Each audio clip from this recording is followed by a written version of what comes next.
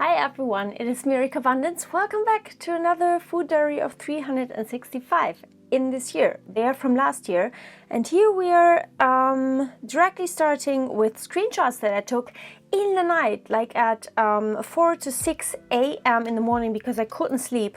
Here about researching about if I could have gout, if it could be because I'm eating too much legumes or soy. Like you can see here, I looked at lists and charts which listed the food's highest in purines or purines, I don't know. And it's just such a shame because this is the worst thing that I could have gotten into. Because what actually helped me recover from this, like it's not completely like it was before, but like from the itching and from the swelling, which I don't have at all anymore, the whole circulation thing was actually recovery, eating everything, not being obsessed about what I should eat was the healthiest thing to eat and stuff. And then I also got into the whole urine thing, like rheumatoid arthritis, everything that has to do with yeast. And then here is someone who says that soy might be bad for vegans who are having too high urine pH levels, and then also things that contain yeast. And just like I just got into this whole mindset of, yes, I should not eat bread. It's really bad for me. Like there's a reason why I have to eat as healthy as possible. And being vegan is not enough. You have to be as perfect as possible. And so I got back into thinking, well, are legumes and like cooked food the best for me? Could it have to do with, the soy products, the legumes, the potatoes, whatever. We'll get into the potatoes later. Yeah, like gout, and I mean purines are highest in animal products, and that also kind of made me think, well, yes, never ever would I not eat, like would I eat something non-vegan. I had to in order to start recovery, just saying.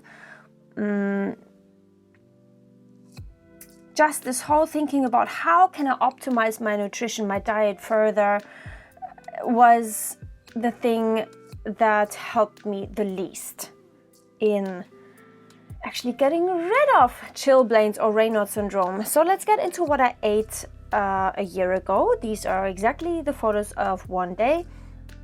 It was Quasi Recovery and not Real Recovery. So I did have some plant milk in the coffee, but very little. It could have been much, much more. And in Real Recovery, I did add much, much more. And also I didn't weigh it. Like what you don't see in the pictures is that I weighed everything. That's a problem. And if you want to start to challenge not weighing things, not being so obsessive about things, you can watch my chocolate oatmeal recipe, in which I give you tips about how you can make steps in not weighing things and how you can still make a recipe without this obsession. I was having here blueberry soy yogurt. It's with added sugars and, not as natural as possible. And it's like right now I look at the soy yogurt and I'm thinking like, that is very close to whole food for me now. When I was looking at the soy yogurt back then, I was just seeing processed food, and it's like, wow, how perspectives can change, right? This again, some kind of granola bar that I was trying to replicate here. I now eat granola bars almost on a daily basis. Like I always have snacks like cakes, some pastries or baked goods or breads or chocolate, sweets or crisps, like some salty, crispy things. And it's like, it just blows my mind to see how I was trying to make a snack which actually looked more like a meal, because I was trying to keep the volume as high as possible because I was still so scared of the mental hunger, the extreme hunger that I was already experiencing very much, but not responding to. I was only responding it in terms, I was thinking, well, I'm eating, so, you know, I'm responding, but I was not responding in the way that I should have, not in eating all of the foods that I was afraid of the most.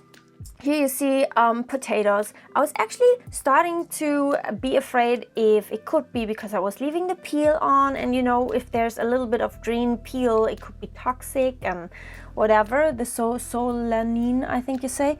And also I was looking at recipes like these that, you know, had no added fats at all and like as high carb as possible, making mac and cheese without any added fats. Right now I think, like, you know, there is no too high amount of fats in any one meal or in a day, like, and 40 or 50% of your calories coming from fat is not a problem. Your body will deal with it just fine. It's not going to create insulin resistance. It's just something I was so afraid of, and through real recovery found out, well, it's not actually happening, like, duh. So if you have, you know, I was also challenging bread again. I mean, I could have just left it out, you know. My eating disorder wanted to have no bread at all, and my real recovery self should have just had bread. But so I did an in-between thing, you know. That's why it's quasi recovery, not all and not nothing. And so here I was looking at these recipes from You Did Pumpkin Love Her recipes. This is what I was looking at. These are the screenshots from that day 1 year ago, and that's what I should have eaten instead, and ideally in non-vegan form. This was something that I was also looking at. I was so torn in between, like, this is a healthy kind of cake because sweet potato, and it's like Audra is also very much about keeping it as whole food as possible, and that is something that did not serve me personally because I already did everything so whole food as possible, and it was an obsession of mine.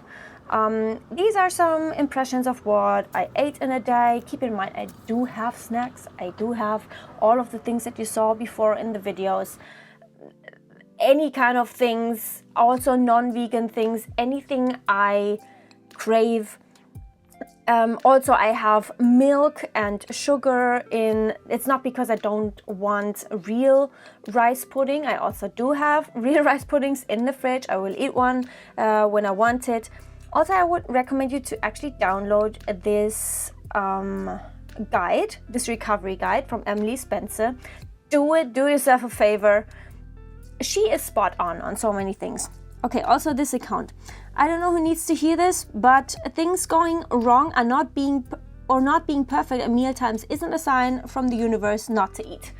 I had to struggle with this so much. Anytime something burnt or something, you know, did not go perfect in the preparation, I was like, well, this is a sign, or something, you know, burnt in the microwave, or whatever, or spilled over in the microwave made me think, well, this is a sign I should not eat. It's your eating disorder saying that. Give this a thumbs up if this helped you, and I will see you next video. Bye.